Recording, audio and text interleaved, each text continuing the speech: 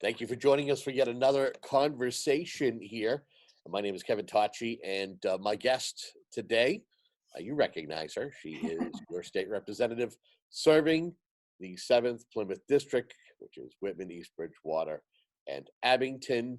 And we're doing a little bit of a check-in, as folks may or may not know, and I'm pretty sure everybody knows, because we've all had to kind of endure something that is unprecedented, a pandemic, uh, Mhm. COVID-19, coronavirus. We got some interesting news this week, and I thought it'd be fantastic to have Alyson Sullivan join us, Representative. Welcome back. Thank you, Kevin. I appreciate it. Yeah. Starting the conversation off, how are you doing? How are you and your family holding up? We're doing good. It's a little bit of a struggle, like everyone else, maintaining that social distancing, but also just needing to have that interaction. So I use FaceTime quite a bit between my mother and my sister on a daily basis. My grandfather, we try to have a conversation, every now and then. It's just, I think it's difficult for the older generation and the younger generation, not realizing what's going on or how to handle it.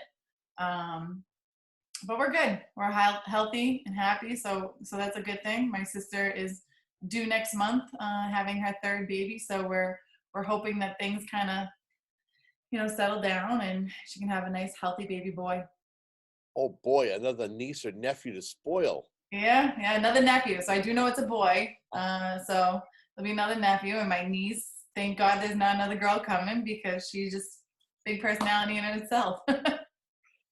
So we get the news, and talking about the little ones, we get the news this week. Governor Charlie Baker made the announcement, and a lot of people, I feel, a lot of people knew the announcement was coming.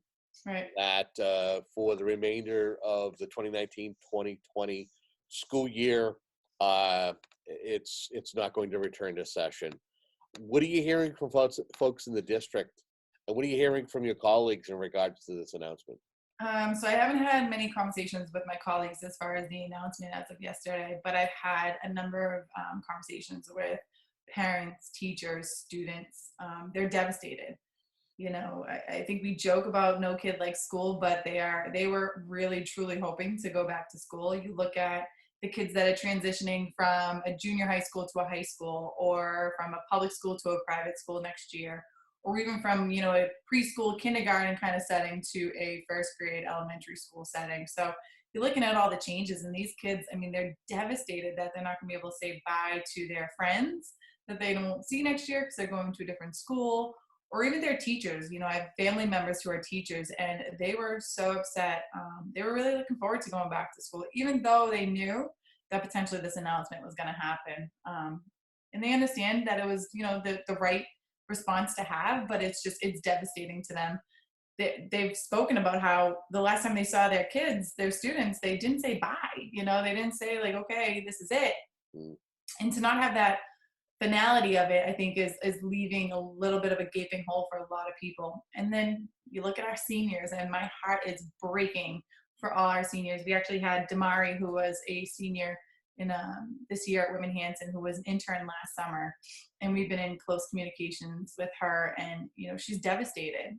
She's worked so hard to get to where she is, and to walk across that stage, it's very important. And me being a high school graduate, college graduate, and law school graduate, it was very important for me to walk across that stage in that moment. So I've reached out to our superintendents and trying to figure out what the guidelines are going to be from the state as far as a postponement for graduation. And we are hopeful that it's not canceled, it's just delayed. And I think it's important for those seniors to have that, kind of that last hurrah. I mean, they've been robbed so much already. And if I could kind of follow up on, you actually touched upon it, because that was the next thing I was going to touch upon. So we look, K through 12, but we're also forgetting higher education, and the folks, the students that went from high school and went into, I want to get a degree, and those who are going to probably get their bachelor's or are going to get their master's or the doctorate. That's something that's been kind of been shortened. Right. It's been tainted because of this virus. Right. Our current, well, unfortunately not current intern, but he's a current intern, and that was cut short as well. But Jonathan, he's in Whitman, and he was supposed to be graduating this year from Stonehill, and I think it's something that he was very much, and his family was looking forward to, having that ability to watch their loved one cross that stage. You think of all the time and effort you put into a college degree, a master's degree, a doctorate degree, and not having that ability, or having a virtual graduation. It's not the same. And I know that I've actually had a conversation with one of my friends, and I don't know who it was that I was having the conversation with, but I was talking about how long it took me to graduate law school, in the sense that the ability to get there, and the 4 years of law school, but also the time before that, and what I overcame as an individual. And not, if I was supposed to graduate this year, I'd be devastated that I didn't have that ability to walk across the stage, and just the whole ceremony behind it. It's definitely a day to remember. Any concern as to what kind of ramifications this could have in regards to the financials, whether it's for the school department or other school districts, not only in your district, but around the state? Yeah, I mean, there's always that ongoing conversation around the funding, and the funding mechanism, and what it's going to look like after all this, especially because with the MCAS not happening, and just different things that are in place to get funding for each school system and school district. So that's definitely a concern. But thankfully, we're all actively trying to figure out ways to tackle that. So we're talking about education being affected. A lot of things. Life in general has been affected. Not to mention how a municipality, how a town runs, how government operates. If anything from, I've had conversations with town clerks who say it's so different when it comes to doing business with someone's coming in to get a license, or somebody's coming in to get something notarized, or my God, you're somebody who is seeking another term in office. You got to get signatures. You got to have those signatures certified. I'm pretty sure that you can attest to it. It has been vastly different than what you did 2 years ago. Right. It was definitely different. Just like the town halls, the state house is closed to the public. So it's definitely that eerie feeling that we're not allowed, as a citizen of Abington, or resident of Abington, or resident of the Commonwealth, not to be able to go into these public buildings, right, that we typically would have access to. But the town clerks have been great. I was actually able to get all my signatures. I turned them into the state on Tuesday, so I'm actually officially on the ballot for this fall, which I'm excited about. But it definitely was different, just the mechanism of collecting the signatures, turning the signatures in, and then also getting them certified through the town halls in the state. It was definitely a challenge, but it's something that the guidelines have also changed, because the SJC came down with that order to cut the signatures in half and give an extension as well. So it's definitely a different type of election period this go around.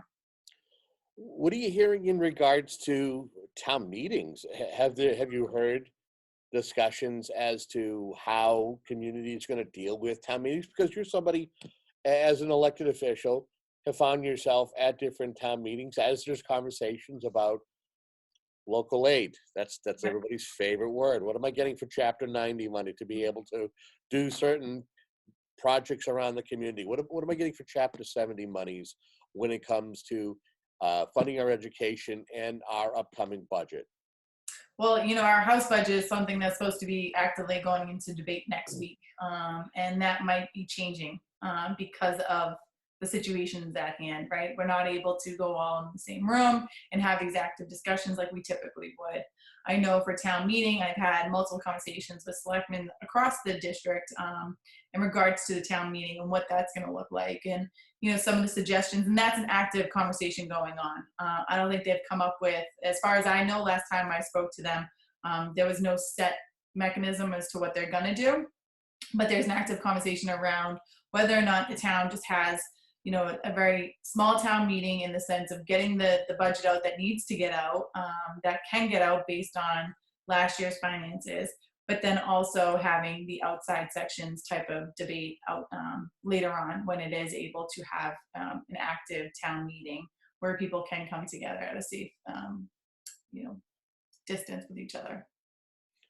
It's definitely going to be something that will be watched. Knowing that every community is different when it comes to having a quorum.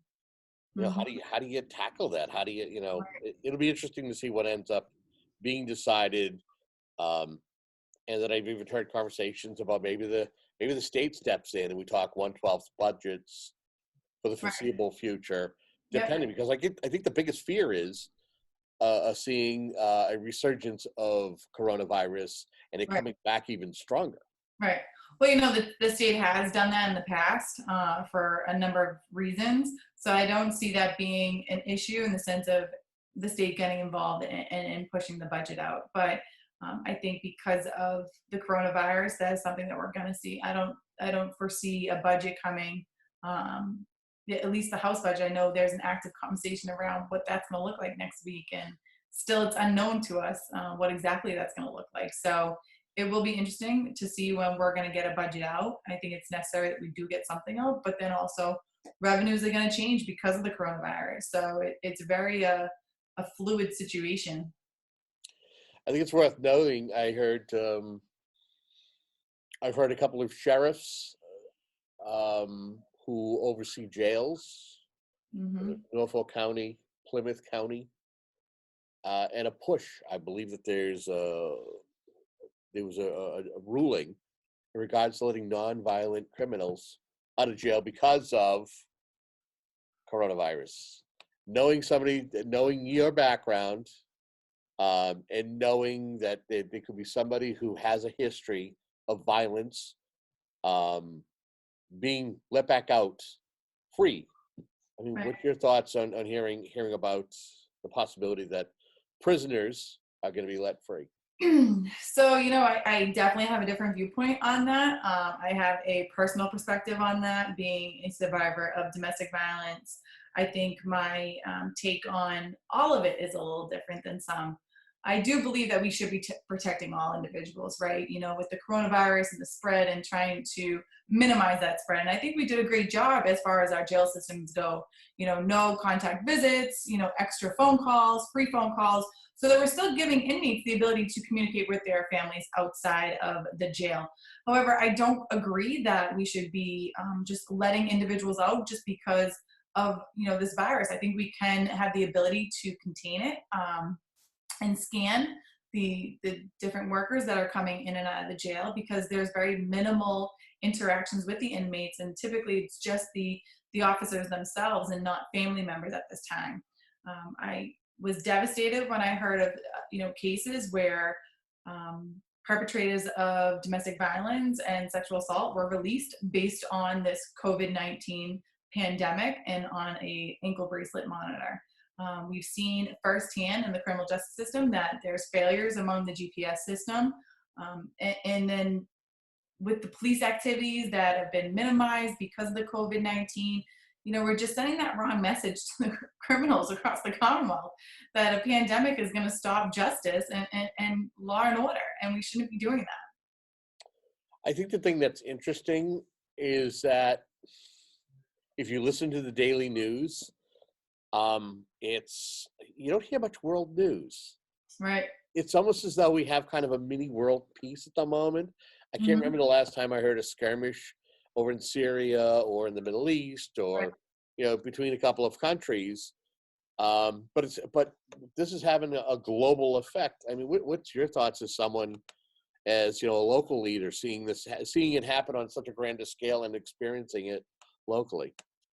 I think on a global scale, things have settled down a little bit as far as those, big stories. But on a local scale, you look at the little girl that was hit in Boston by a stray bullet, or the other one that was killed. I mean, you hear about shootings just in the city next door, right in Brockton. I mean, crime hasn't just stopped because of this pandemic, and it's scary to think that our jails and our court system is allowing criminals to be released because of this COVID-19, because they may say they have asthma and they're at a higher risk of catching it.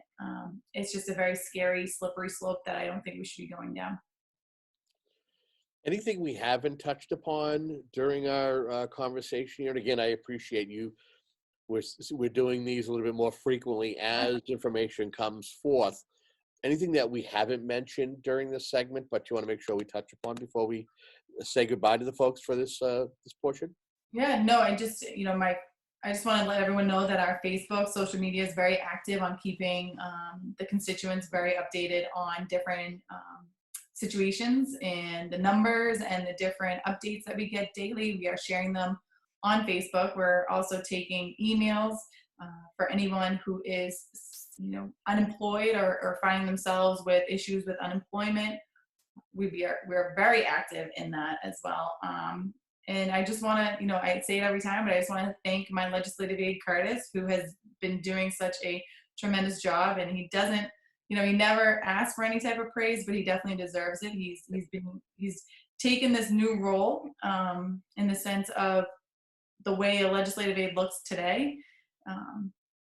It's different for him, but he's mastered it. And I appreciate having that because, with him, we have such a strong workforce. Yeah. Representative, thank you for your time. We look forward for more updates as they become available, and maybe even seeing you without me. Maybe to get you to do your own program shortly, just to kind of keep folks more up to speed as to what's going on. Sounds good. Okay. Thank you, Kevin. I appreciate it. You got it. Thank you very much for tuning in to this segment featuring State Representative Alyson Sullivan. Stay tuned for more as conversations become available.